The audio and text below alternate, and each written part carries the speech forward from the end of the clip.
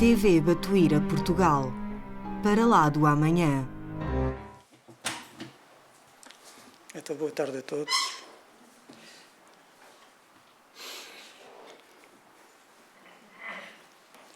Quando reencarnamos na Terra, todos nós, sem exceção, todos nós trazemos uma tarefa ou trazemos uma missão para cumprir, seja ela a mais relevante ou seja ela a mais humilde.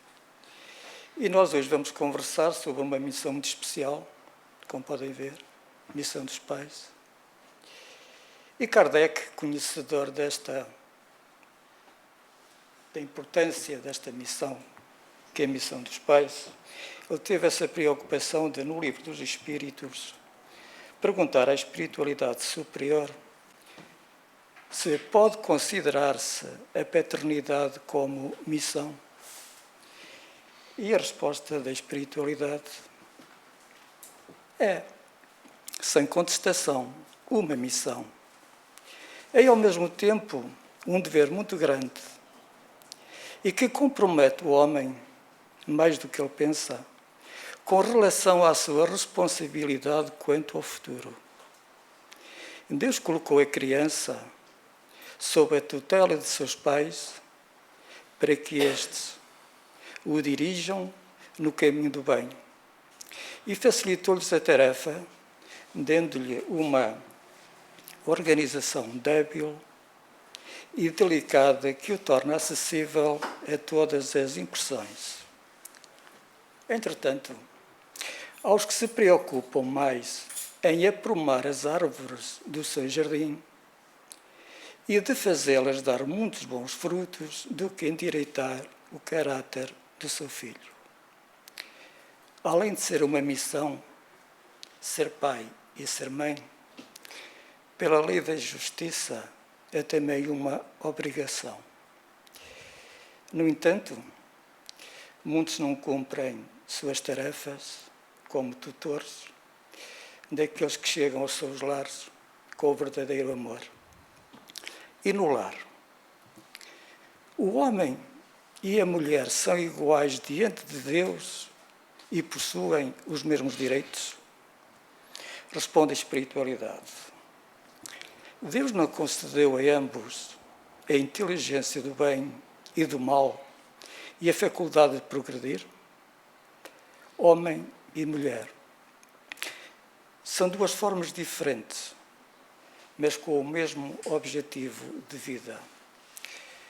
Os direitos do homem e da mulher são iguais, mesmo na diversificação de seus ideais. Não há diferença de valores dos espíritos.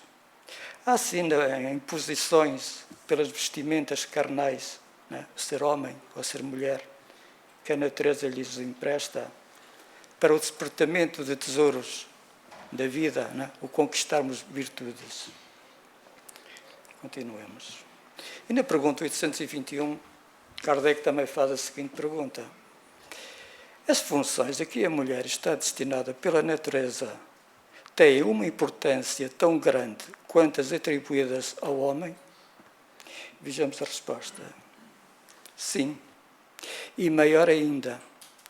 É ela que lhe dá as primeiras noções da vida.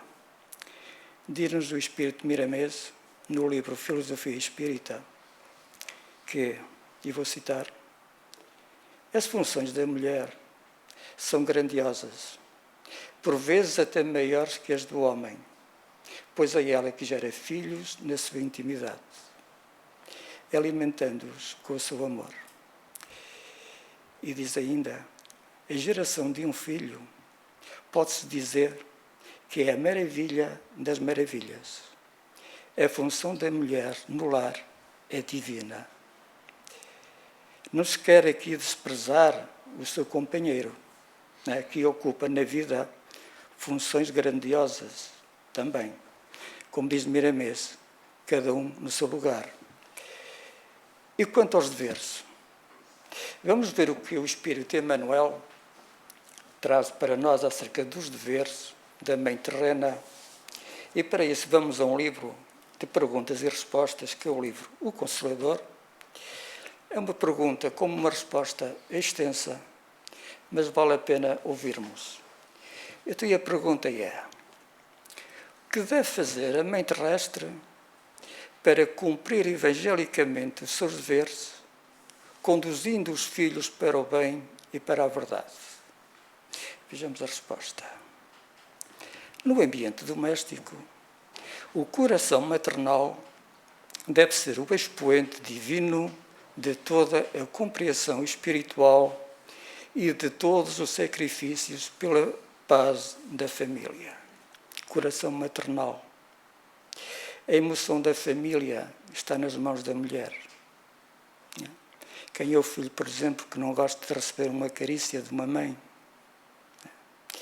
E diz-nos também o Livro dos Espíritos que se pode considerar que o amor que uma mãe consagra a seus filhos como o maior amor que um ser possa votar ao outro. E continua Emmanuel. Dentro dessa esfera de trabalho, na mais santificada tarefa de renúncia pessoal, a mulher cristã acende a verdadeira luz para o caminho dos filhos através da vida. Renúncia pessoal. Porquê? Porque ela se anula. Ela abre mão de si mesma para auxiliar aqueles que estão na condição de seus filhos. E continua Emmanuel a dizer para nós que a missão materna resume-se em dar sempre o amor de Deus que pôs no coração das mães a sagrada essência da vida. Mas também nos diz que nos labores do mundo existem aquelas que se deixam levar pelo egoísmo.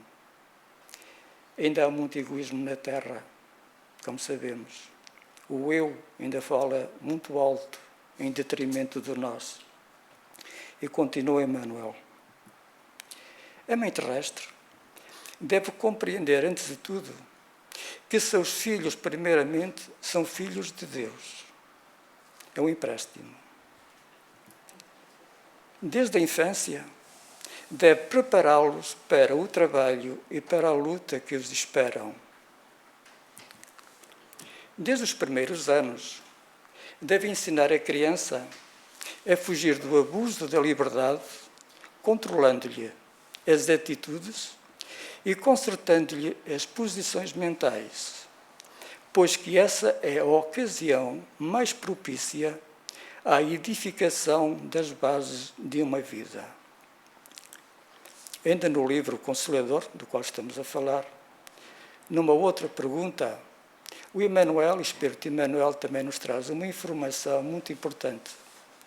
Diz ele que o período infantil é o mais sério e o mais propício à assimilação dos princípios educativos. Até aos 7 anos, o espírito ainda se encontra em fase de adaptação para a nova existência que lhe compete no mundo. Nessa idade, ainda não existe uma integração perfeita entre ele e a matéria orgânica, porque a reencarnação ainda não se completou. Irá completar-se aos 7 anos. E continua.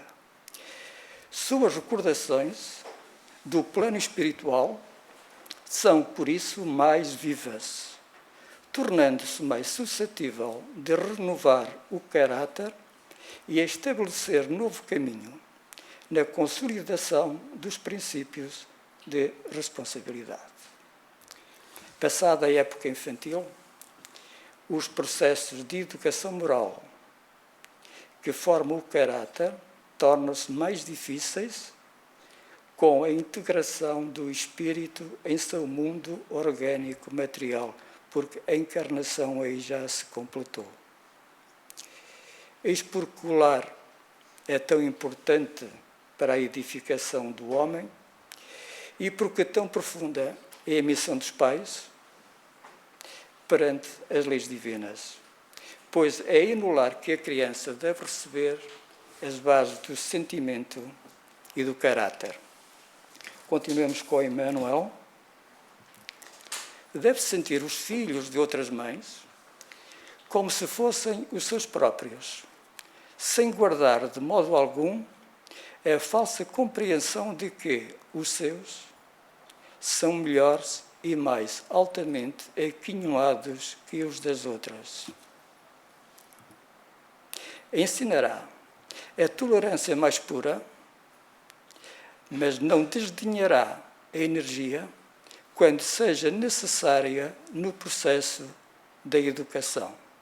Reconhecida a heterogeneidade das tendências e a diversidade dos temperamentos. Ensinará a tolerância, não? Ensinar a aceitar a diferença. Reconhecida a heterogeneidade das tendências e a diversidade dos temperamentos. Porque cada criança é uma alma, cada criança é um espírito diferente,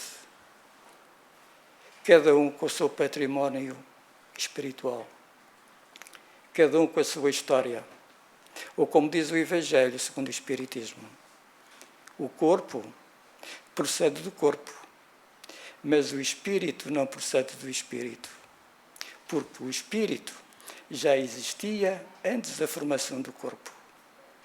Não é o pai que cria o espírito do seu filho, ele só lhe fornece um invólucro corporal, mas deve ajudá-lo a desenvolver-se intelectual e moralmente para que possa progredir.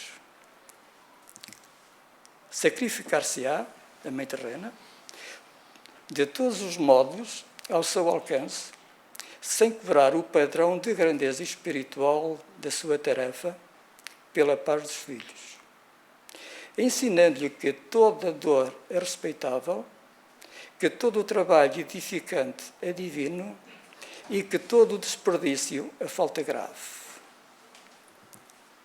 Ensinar-lhe-á o respeito pelo infortúnio alheio, para que sejam igualmente amparados no mundo, na hora de amargura que os espera, comum a todos os espíritos encarnados. Todos nós vivemos num mundo de provas e expiações. Este planeta ainda não é um mundo feliz, daí ele dizer, na hora de amargura que os espera. Todos nós trazemos débitos de vidas passadas. Todos nós temos ainda vícios que precisamos ultrapassar e virtudes para conquistarmos.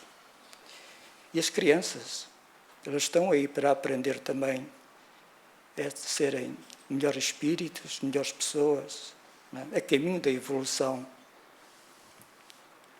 Os problemas da dor e do trabalho, da provação e da experiência, não deve dar razão a qualquer queixa dos filhos. Sem um exame desapaixonado e meticuloso das questões, levantando-lhes os sentimentos para Deus, sem permitir que estacionem na futilidade ou nos prejuízos morais das situações transitórias do mundo. Será no lar o bom conselho, sem parcialidade. O estímulo do trabalho é a fonte de harmonia para todos.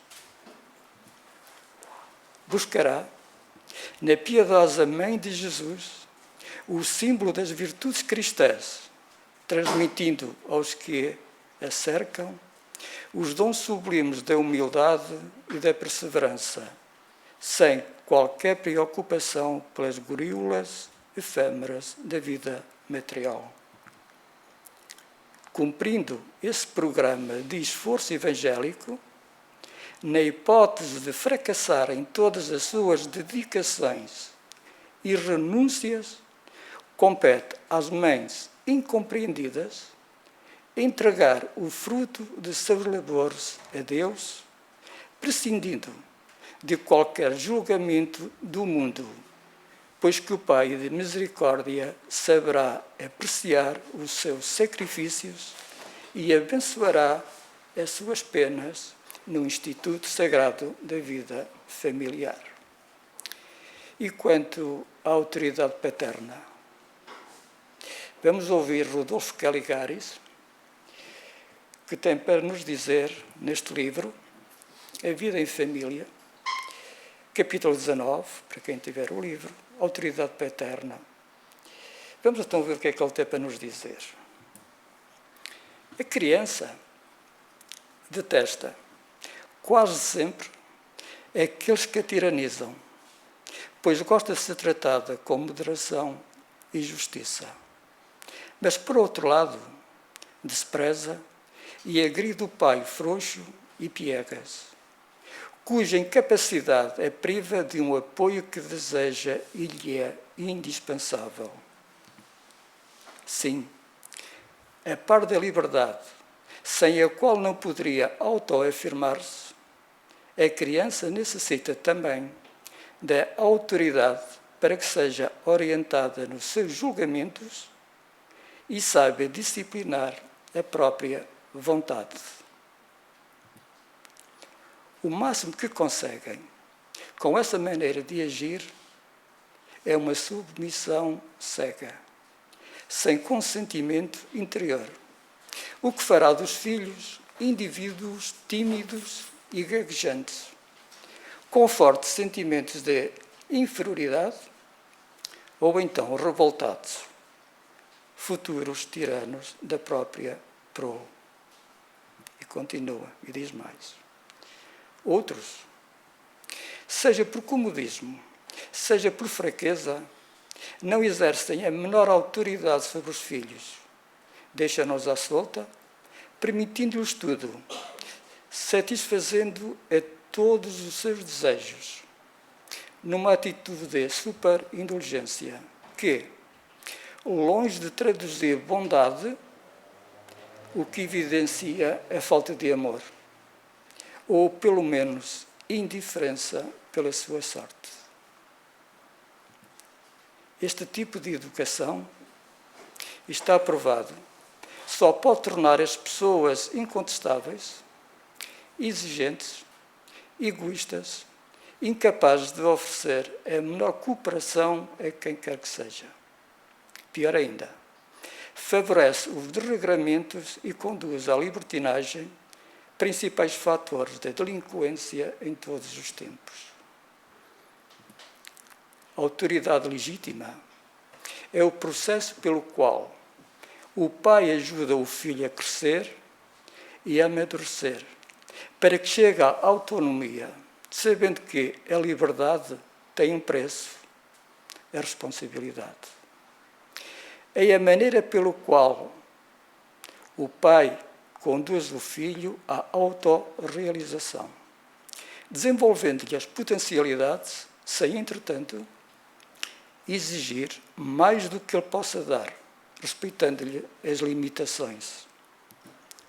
É, sobretudo, a força moral que o pai deve ter sobre o filho, baseada na admiração que lhe desperta por se constituir um modelo digno de ser imitado. Em suma, a verdadeira autoridade jamais se impõe pela violência. E deste livro amigo, pela psicografia de Francisco Canto Xavier, diz no Espírito Emmanuel também: a criança é responsabilidade nossa e responderemos ante as leis da vida pela proteção ou pelo abandono que estejamos devotando aos pequeninos confiados à nossa tutela temporária. Então não há dúvida que, portanto, que a missão dos pais é uma das tarefas mais importantes que o ser humano realiza na Terra. Os pais e mães, são os principais responsáveis pela educação dos filhos. São eles que os acompanham no dia-a-dia e podem observar as suas reações e comportamento, identificando as suas más tendências e procurando corrigi-las no momento certo. Para isto, precisam estar sempre atentos e dispostos a gastar tempo na sua orientação. Afirmam os instrutores espirituais no Livro dos Espíritos, tal o dever que Deus impôs aos pais, missão sagrada de que terão de dar conta. E numa outra questão, também disse, se este, referente ao filho, sucumbir, em termos espirituais, é claro, por culpa deles, os pais suportarão a dor e os sofrimentos do filho na vida futura recairão sobre eles, pois não terão feito o que deles dependia para o seu adiantamento no caminho do bem. E o Evangelho? O que é que nos diz o Evangelho? E vamos ao capítulo 14. Honrai a vosso pai e a vossa mãe. Vamos ao item 9. Ó Espíritas, compreendei agora o grande papel da humanidade. Compreendei que, quando gerais um corpo, a alma que nele encarna vem do espaço para progredir. Tomai conhecimento dos vossos deveres e usai todo o vosso amor na tarefa de aproximar essa alma de Deus. Essa é a missão que vos foi confiada e pela qual recebereis a recompensa se ela for cumprida fielmente. Vossos cuidados e a educação que lhes derdes ajudarão a aperfeiçoar-se e a construir o seu bem-estar futuro. Lembrai-vos de que a cada pai e a cada mãe Deus perguntará: que fizeste da criança que foi entregue aos teus cuidados? Se permaneceu atrasada por vossa culpa, tereis como castigo vê-la entre os espíritos sofredores, quando dependia de vós que ela fosse feliz. Então vós mesmos, maltratados pelos remorsos, pedireis uma nova encarnação para vós e para ela, em que irei cercá-la de cuidados mais atentos, e ela, a criança, cheia de reconhecimento, vos cercará com o seu amor. Então perguntamos, qual é a melhor escola de preparação das almas reencarnadas na Terra? E responde-nos o Espírito Emmanuel no livro Consolador. A melhor escola é ainda o lar, onde a criatura deve receber as bases do sentimento, que é o amor, e do caráter. E continua. Os estabelecimentos de ensino, propriamente do mundo, podem instruir, mas só o Instituto da Família pode educar.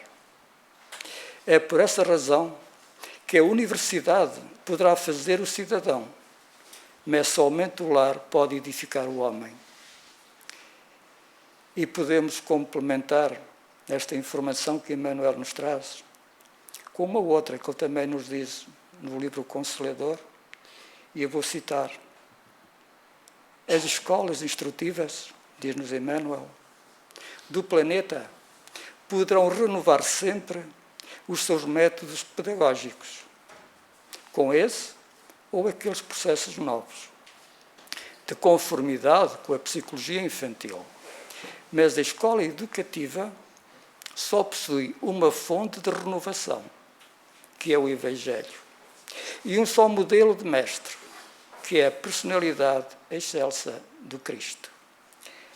Nas escolas, pedagogicamente, pode haver alteração, não é? Aqui e ali, mas na escola educativa do lar, então, só possui uma fonte de renovação, que é o Evangelho, e um só modelo de mestre, que é o nosso Mestre Jesus Cristo.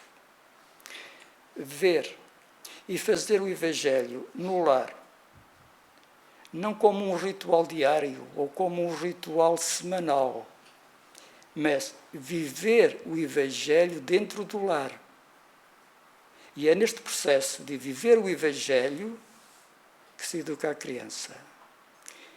Que melhor história, por exemplo, de um super-herói que se pode contar a uma criança que não a do nosso Mestre Jesus Cristo. É nesse viver diário do Evangelho que educamos e somos educados. Voltemos ao Livro dos Espíritos. E quanto à influência que os pais exercem sobre a criança? O que é que nos diz então o Livro dos Espíritos? Nenhuma influência exerce o espírito dos pais sobre o de seu filho após seu nascimento? E a resposta? Influência muito grande, pois, como já dissemos, os espíritos devem colaborar para o progresso uns dos outros. Pois bem, o espírito dos pais tem por missão desenvolver o de seus filhos pela educação. É para eles uma tarefa. Serão culpados se nela falharem. Deus usa as criaturas para a sanção dos próprios filhos. Qual é a finalidade da família? É o crescimento das almas, rompendo barreiras e alcançando a vida e estado de graça à luz do amor. Eu vou citar o Espírito Miramês. Diz-nos ele: os pais que não cuidam de seus descendentes encontram-se cegos e surdos à voz da consciência em Deus. Não se pode descuidar da disciplina desde mesmo a gestação. Por que não conversar com o recém-chegado do mundo espiritual? O corpo está-se formando, mas o espírito já se encontra ao lado, vivendo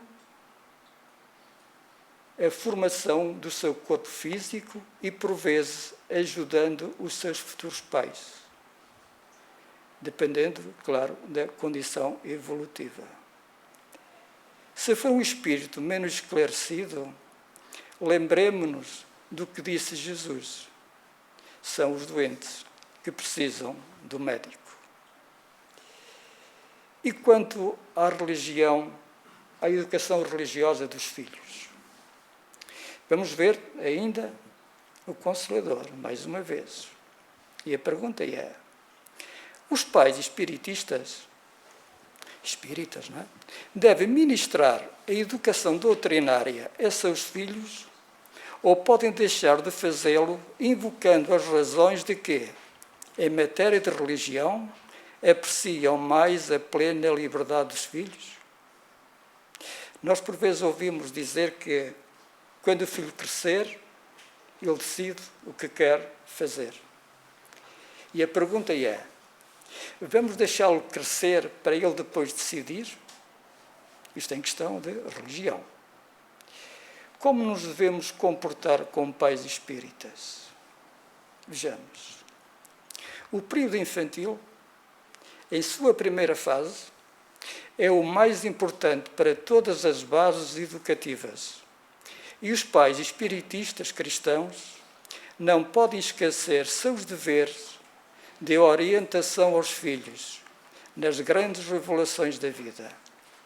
Em nenhuma hipótese, essa primeira etapa das lutas terrestres deve ser encarada com indiferença.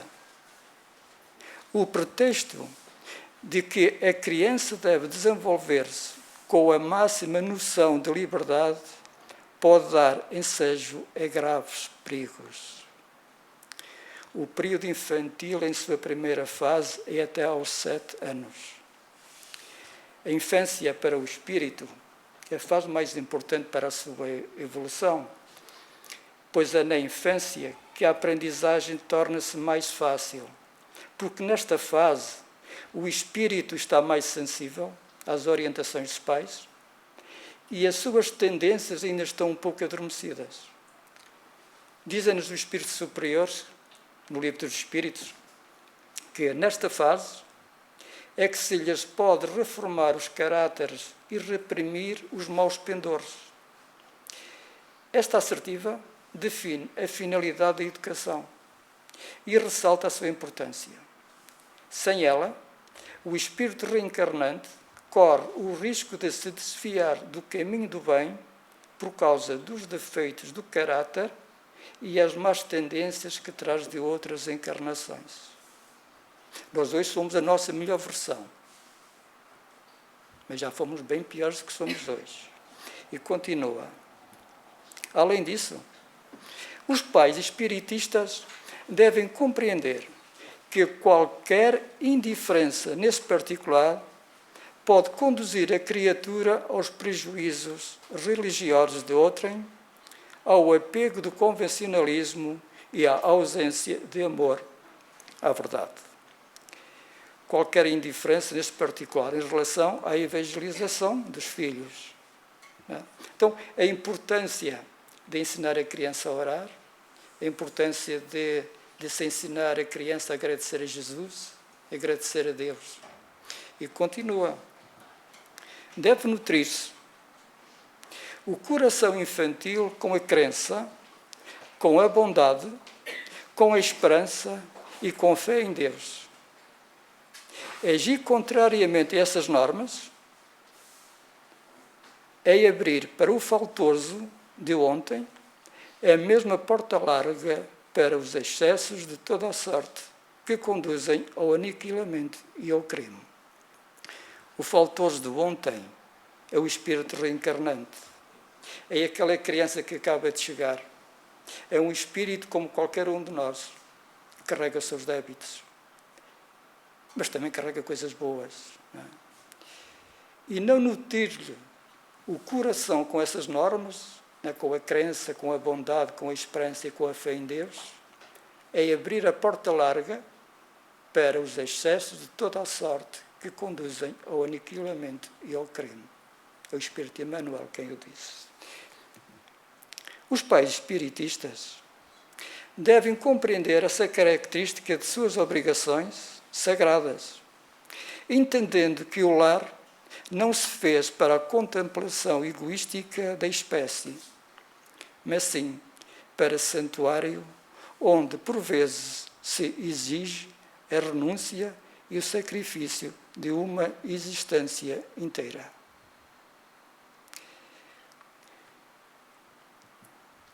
E neste livro, Estude e Viva, capítulo 38, o Espírito André Luiz traz para nós pontos perigosos para os pais. São 20 os pontos. Vamos ver. Primeiro ponto, diz-nos André Luiz, desconsiderar a importância do exemplo na escola do lar. Não podemos desconsiderar a importância do exemplo. Aí estaremos a ignorar uma das grandes ferramentas da educação, que é o exemplo. Os pais precisam preocupar-se com os exemplos que são feitos em frente às crianças. A tendência da criança é seguir o exemplo que vê no outro. E, neste caso, é o exemplo dos pais. Outro perigo. Ignorar que os filhos chegam à reencarnação através deles, sem serem deles. Os pais geram o corpo biológico, que vai servir ao espírito, mas não geram como pais o espírito. E nós já falamos nisso. O espírito é criado por Deus. Daí dizermos que os filhos não são nossos. São empréstimos de Deus, que Ele está a confiar com filhos dele, a nós nesta encarnação, para os poder bem orientar e educar. Outro perigo, transformar as crianças em bibelôs da família, fugindo de ajudá-las na formação do caráter desde cedo. Quando desencarnarmos, iremos prestar contas a Deus pelo que fizemos com os filhos que Deus confiou a nós, no sentido de os poder ajudar na formação do seu caráter e no sentido de trilharem o caminho do bem. Ajudar os filhos inconsideradamente tanto quanto subcarregá-los de obrigações incompatíveis com a saúde ou a disposição que apresentem. O fazer tudo pelos filhos, inconsideradamente. Ou cobrar tudo a eles, sem que os mesmos tenham já condições de fazer. Outro perigo. Distanciar-se da assistência necessária aos pequeninos, sob pretexto de poderem remunerar empregados dignos, mas incapazes de substituí-los nas responsabilidades que receberam. Não transferirmos as nossas responsabilidades de pais, por melhores que sejam os profissionais, jamais deverão substituir o pai ou a mãe. Desconhecer que os filhos são espíritos diferentes, portadores da herança moral que guardam em si mesmos, por remanescentes felizes ou infelizes de existências anteriores. Cada filho é um espírito, com a sua individualidade, a sua personalidade, cada um com o seu património evolutivo, com as suas experiências felizes ou infelizes de existências anteriores, cada um com a sua caminhada. Como diz André Luiz, portador da sua herança moral. Podem até ser idênticos quanto à semelhança física, mas são diferentes na sua forma de ser, na forma de estar. E também não sabemos qual é a ligação que eles têm para connosco pais. Porque quem nasce nas famílias, normalmente, já vem com ligações de outras vidas. Porque nós não nos reunimos na mesma família por acaso. E o filho também não aparece por acaso no nosso grupo familiar. Não. Há ali muita relação, ou pouca, eventualmente, relações de outras vidas. E continua. Desejar que os filhos lhe sejam satélites, olvidando que eles caminham na trajetória que lhes é peculiar, com pensamentos e atitudes pessoais. É tipo, eu tenho esta experiência, eu tenho esta profissão e quero que o meu filho também tenha esta profissão. E esquecermos qual é o desejo do filho, como ficam as suas tendências. Não devemos atropelar as tendências do espírito, os seus desejos, permitindo que eles possam desenvolver a sua autonomia, acompanhada com a responsabilidade, cada um no seu caminho.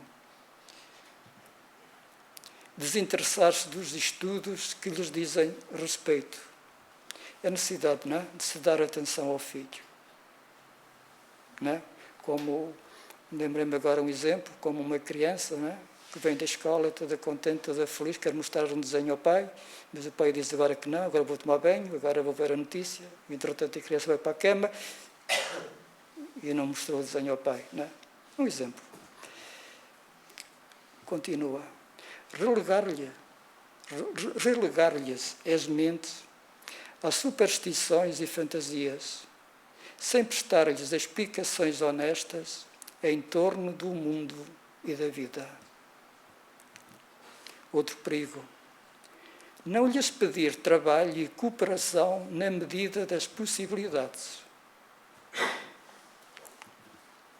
Conceder-lhes mesadas e facilidades sem espírito de justiça.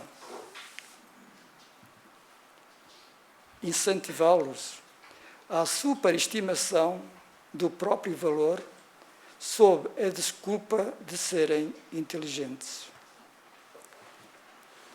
Cultivar preferências. Acolher intrigas.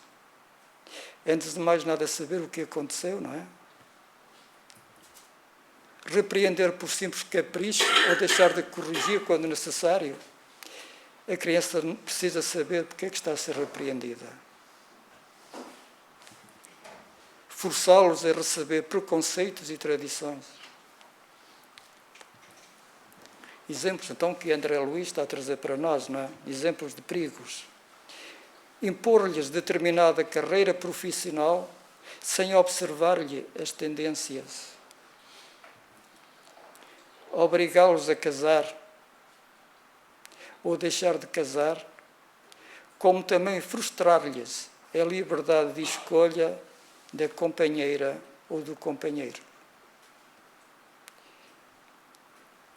Quanto aqui ao impor-lhes determinada carreira profissional, é preferível, por vezes, sermos um bom mecânico, não é? Do que ser um mau médico, por exemplo, não é? Não auxiliá-los na independência de que carecem para seguir a trilha justa. Esquecer que os filhos são associados de experiência e destino, credores ou devedores, amigos ou adversários de encarnações do pretérito, próximo ou distante. Foi aquilo que falámos há um bocadinho. Nós reunimos todos na mesma família, não é por acaso. Com os quais nos reencontraremos na vida maior, na condição de irmãos uns dos outros. No mundo espiritual não há o tio, nem o sobrinho, nem o primo. Somos irmãos uns dos outros ante a paternidade de Deus. E do livro Em torno do Mestre, de Vinícius, eu trago este extrato, apenas um pequeno extrato do livro, que diz assim: mulher, sois a rainha do lar. No lar, tudo depende de vós. Sem lar, não há família, não há sociedade, não há pátria, não há paz, não há felicidade na terra. E o lar é o vosso reino. Seja qual for a vossa condição de momento, esposa, mãe, filha ou irmã, voltei-vos para o lar. Sois ali chamadas para salvar o homem, redimindo o mundo. Não vos iludeis, essa é a vossa missão. E do livro O Evangelho de Chico Xavier, uma mensagem, diálogo paterno, diz-nos Chico Xavier.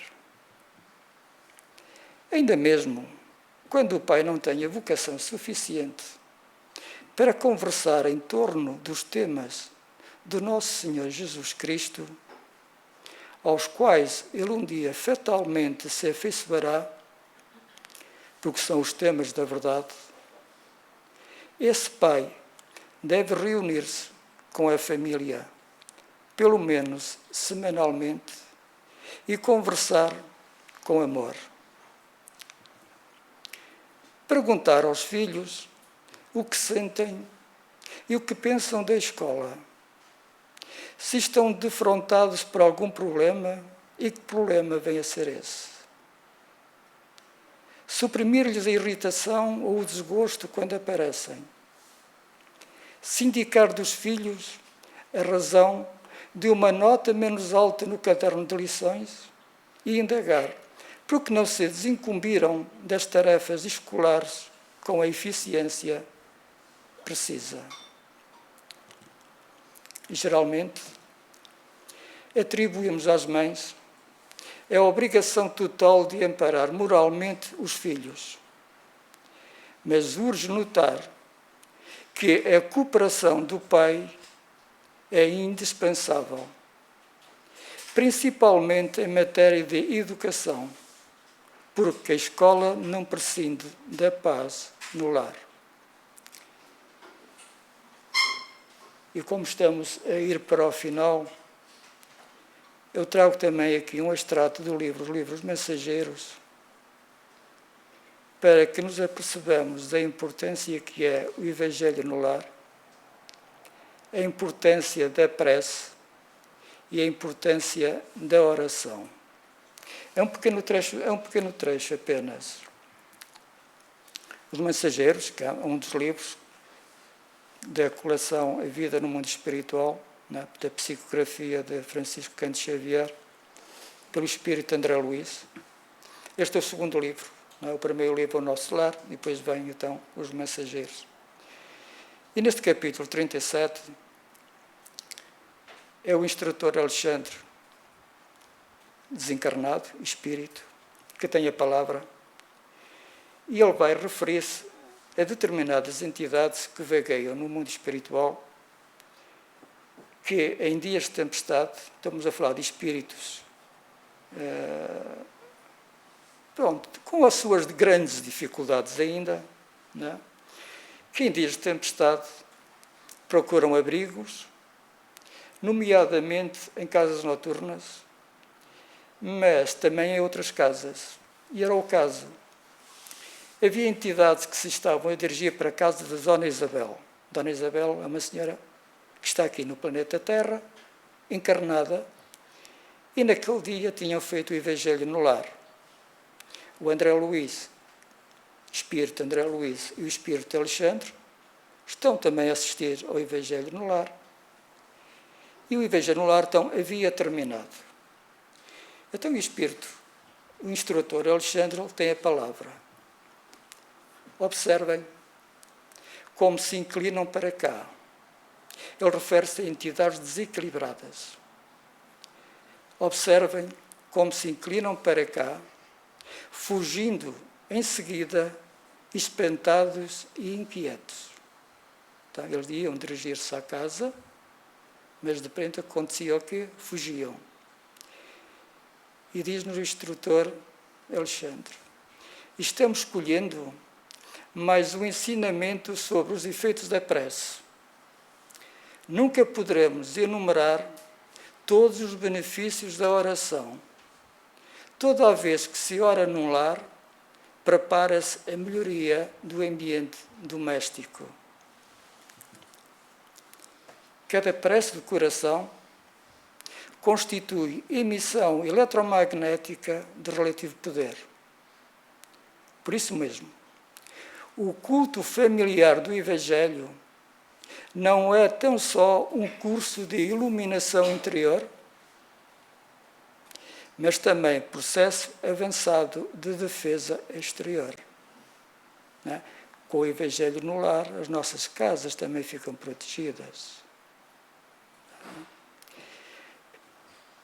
Processo avançado de defesa exterior pelas claridades espirituais que ascende em torno. O homem que ora traz consigo inalienável couraça. E continua. O lar que cultiva a prece transforma-se em fortaleza. Compreenderam? As entidades da sombra experimentam choques de vulto em contacto com as vibrações luminosas deste santuário doméstico, fruto do Evangelho no lar. E é por isso que se mantêm à distância, procurando outros rumos. Digamos que a vibração daquela casa não acolhia aqueles irmãos desequilibrados.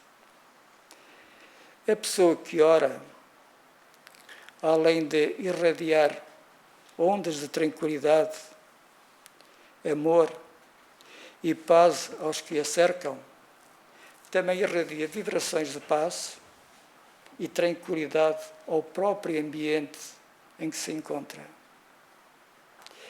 E é isso que eu desejo a todos vocês.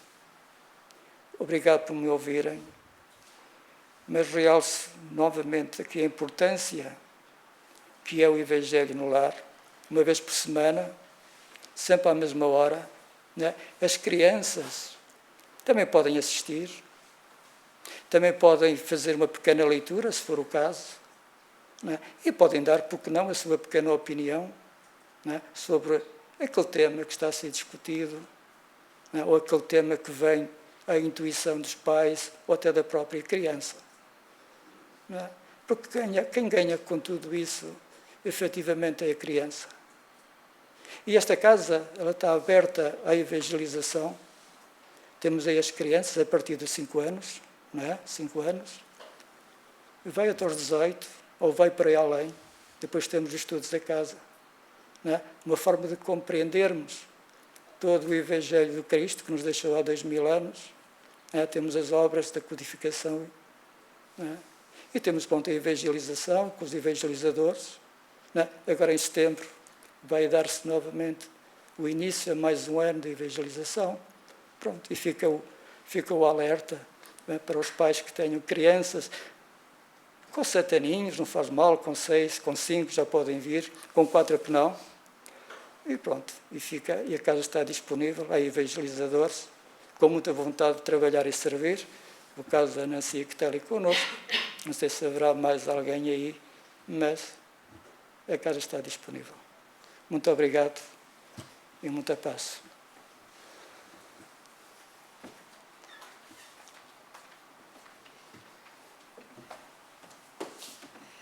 Manuelzinho, você como trabalhador de Jesus tem direito à água fria. Obrigado, esqueci. Obrigado. Bem, Manuel deixou assim uns minutinhos para a gente falar, e uma das coisas que chamou minha atenção relativamente àquilo que a criança recebe já logo nos primeiros anos. Mas o que me chamou mais atenção ainda foi justamente aquilo que você disse em relação à gestação, né? Ou seja, o espírito está sendo preparado para reencarnar, não é? E quem conhece as obras de André Luiz, nos Missionários da Luz, o espírito é levado para o lar, para estar junto da mãe, do pai, né? E estar já preparando aquele ambiente que ele irá viver. Então, para nós que estamos aqui buscando este conhecimento, não só os pais, mas também os avós, porque todos nós temos uma responsabilidade acrescida sobre esse espírito que vai vir fazer parte do nosso grupo familiar, não é? E então, também devemos lembrar que esse espírito vem, muitas vezes, para perdoar, não é? O que não é fácil. Então, mais uma razão para nós que estamos buscando conhecimento, acolher esse espírito. E como o próprio Manuel trouxe para nós, de André Luiz, a importância da oração no lar, do evangelho no lar.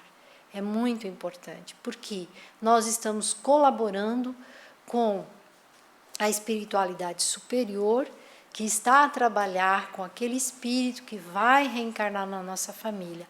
Então, nós estamos dando condições a eles, não é? Colaborando com eles, para que eles possam trazer esse espírito e eles encontrarem as condições necessárias para que possam, então, reencarnar com mais confiança, com mais segurança.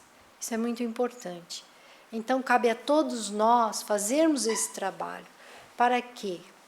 Para podermos construir uma sociedade melhor, para que o nosso mundo vá melhorando, a condição psíquica do mundo, os pensamentos, né? Para que a gente vá ajudando esses espíritos que vão regressar à vida da matéria, não é? E, para tanto, nós temos aqui a nossa casa, e o Manuel disse muito bem, relativamente sobre a evangelização. E eu tiro o meu chapéu, e não estou aqui a jogar confete em ninguém, mas eu tiro o meu chapéu à equipa de evangelizadores desta casa, que trabalham com tanto amor e carinho e que trazem para essas crianças o conhecimento, não é? E eu aprendi também aqui nesta casa, com o senhor Orlando, o nosso fundador, que as crianças, esses espíritos, vão recebendo essas sementes, né, que estão sendo plantadas em seu espírito, para que depois, né, porque a reencarnação vai se completar aos 7 anos, como disse o Manuel, e nós não podemos esquecer que existe também uma literatura na nossa casa, se eu não estou em erro, nossos filhos são espíritos, e a importância das idades, que é os 7, os 14 e os 21. E o Sr. Orlando nos dizia que todo esse conhecimento, essas sementinhas que os evangelizadores vão colocando no coração desses espíritos, mais lá à frente, elas vão ser como pequenas almofadas, porque eles também vieram para o mundo de provas e expiações. Eles não são espíritos evoluídos. Eles também vão passar pelos seus testes. E isso vai ser uma mais-valia para eles, não é? Então, vamos todos agradecer a esta oportunidade de virmos aqui e aprendermos. E eu acho que ficaria muito bem, eu fiz o pequeno encerramento, mas eu acho que ficaria muito bem nós convidarmos a nossa Isabel, que também é a nossa evangelizadora dos pequeninos, para que faça a prece de encerramento, para nos dirigirmos à nossa casa. E a nossa futura vovó. De três. Então, boa noite a quem não vi. Vamos, quem se sentir à vontade e confortável, fechar os olhinhos, mentalizar a figura amorosa do nosso Senhor Jesus Cristo e com os nossos corações repletos de gratidão, de muito amor, por tudo aquilo que aprendemos, por tudo aquilo que recebemos, por todas as bênçãos que foram derramadas por todos nós na Câmara de Passe, por todas as bênçãos que sabemos que recebemos em todos os momentos da nossa vida, mesmo naqueles em que parece que já não há esperança e que as coisas não vão melhorar.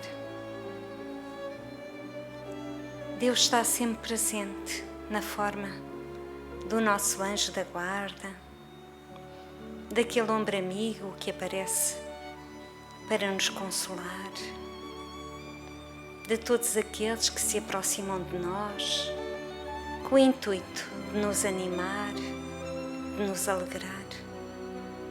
Ninguém está sozinho, nunca. Todos estamos acompanhados, sempre, por seres que nos amam, seres que nos cuidam e seres que nos dizem que todos vamos chegar bem um dia. E é com estes sentimentos de gratidão que pedimos a Jesus e à espiritualidade amiga que estas boas vibrações que aqui se fazem sentir possam elas ultrapassar as barreiras das paredes físicas e alastrar-se por toda a nossa cidade, por todo o nosso planeta e tocar cada coração que sofre, cada coração que neste momento se encontra em sofrimento, se encontra doente, cada coração que já perdeu a esperança, que possamos nós, dentro da nossa pequenina oportunidade que a todas é dada, levar a cada coração um bocadinho de tudo aquilo que aqui aprendemos, aprendendo a abraçar com o olhar, a dar com as mãos e a sentir sempre com o nosso coração.